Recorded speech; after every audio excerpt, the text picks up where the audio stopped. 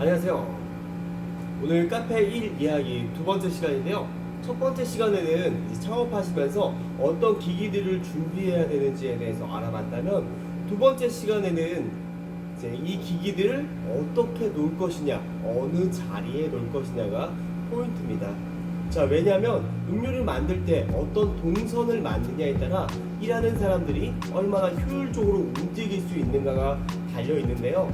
한 명이 일할 때와 두 명이 일할 때, 그리고 세 명이 일할 때, 네 명이 일할 때, 이 동선을 어떻게 짜냐에 따라서 이게 효율적으로 움직일 수 있는가가 굉장히 중요합니다. 그래서 에스프레소 머신과 그라인더, 제빙기, 그리고 핫 디스펜서, 그리고 블렌더를 어느 곳에 위치하고, 그리고 싱크대까지 어느 곳에 둬야 되는지가 핵심 포인트인데요. 그리고 가장 중요한 또 우리 주문 받을 때 쓰는 포스, 이것들을 어떻게 하느냐, 어느 곳에 배치하고, 또 어떤 동선으로 움직이게 하고, 그리고 손님이 음료를 가져가는 픽업 때는 어느 곳에 위치해야 되는지, 자, 그런 것들을 한번 생각해보는 시간입니다. 그렇다면 한번 제가 일하는 매장이 어떻게 구성되어 있는지 한번 보도록 할게요. 제가 일하는 매장은 일단 포스가 위치해 있고요. 전체적인 바는 이제 긴 일자형 바입니다. 일자형 바고요. 포스가 위치해 있고, 그 다음에는 에스프레소 머신, 그 다음 픽업대로 구성이 되어 있습니다. 왜냐면 입구에서 가장 가까운 곳이 포스이기 때문에 손님이 왔을 때 포스에서 주문을 하고, 그 다음에 픽업대로 가서 음료를 받는 거죠. 그리고 반납대와 셀프바는 바로 옆쪽에 구성을 했습니다. 셀프바가 너무 멀다면 손님이 이쪽에 트레이를 놨을 때, 그리고 물을 먹을 때, 이렇게 채울 때 효율적인 동선이 안 나오겠죠. 그래서 다시 한번 들어가 볼게요. 자, 들어왔을 때는 싱크대가 바로 위치해 있고요. 그리고 블렌더, 자, 블렌더와 짝을 잇는 게 뭐죠? 바로 제빙기입니다. 제빙기가 바로 뒤쪽에 있습니다. 네, 보신 것과 같이 제가 일하는 매장은 혼자 일하기에 최적화된 매장인데요. 손님이 입구에서 들어오면 바로 포스 주문을 받고, 그 다음에 주문을 받으면 바로 오른쪽으로 와서 음료를 만들고, 그 다음 다시 오른쪽으로 가서 픽업까지 이루어지는 순차적인 동선으로 이루어져 있습니다. 그리고 냉장고 같은 경우에는 머신 뒤쪽 하단부에 위치해 있어서 우유나 각종 재료를 꺼내기에 굉장히 용이하게 되어 있어요. 그래서 제가 일하는 곳은 한 명 내지 두 명이 일하기에 최적화되어 있습니다. 세 명이 일하게 되면 좀 엉덩이가 부딪히거나 아니면 이 제빙기에서 얼음을 풀 때 좀 문제점이 있어요. 그래서 입구에서 가까운 위치에 포스가 있으면 굉장히 좋을 것 같고요.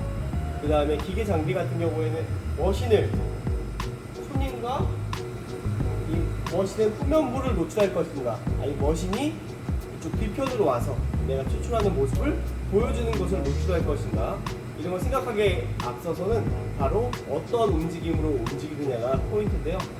여기 보시면 저희는 에스프레소 머신 옆에 왼쪽 부분에 그라인더가 있습니다. 하지만 어떤 데는 오른쪽에 그라인더가 있어요.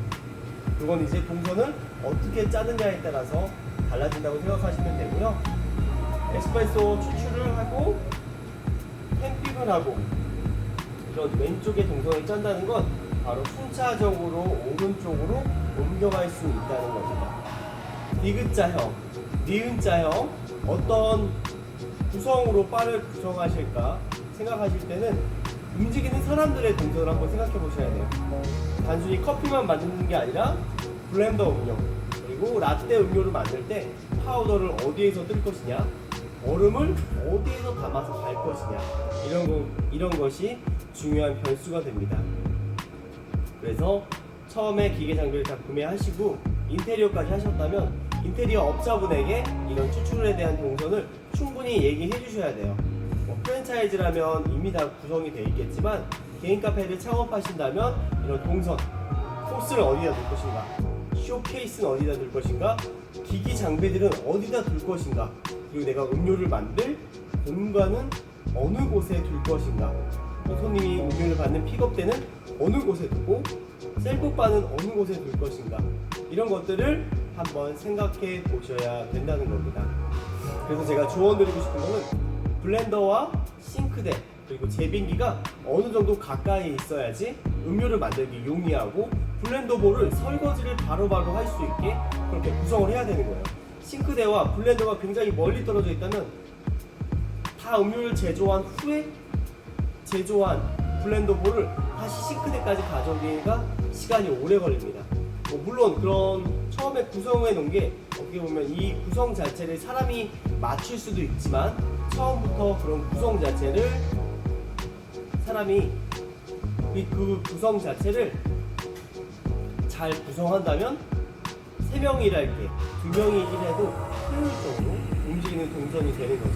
그래서 어떤 카페를 가실 때는 한번 포스가 어디 있는지, 기계 장비는 어떻게 되어 있는지, 음료 재료들은 어디에 위치해 있고 싱크대는 어디에 위치해 있는지 이런 것들을 많이 보시는 게 중요합니다. 그래서 오늘 시간에는 한번 동선에 대해서 생각해보는 시간을 가졌는데요. 꼭 생각하셔야 되는 겁니다. 포인트예요. 내가 3명 쓸 거 2명 쓸 수 있는 동선을 만든다는 건 그만큼 인건비를 절약할 수 있다는 겁니다. 혼자 일하더라도 혼자서 효율적으로 할 수 있게 준비를 해줘야 된다는 거고 준비를 해줘야 되고요. 그리고 많이 보셔야 돼요.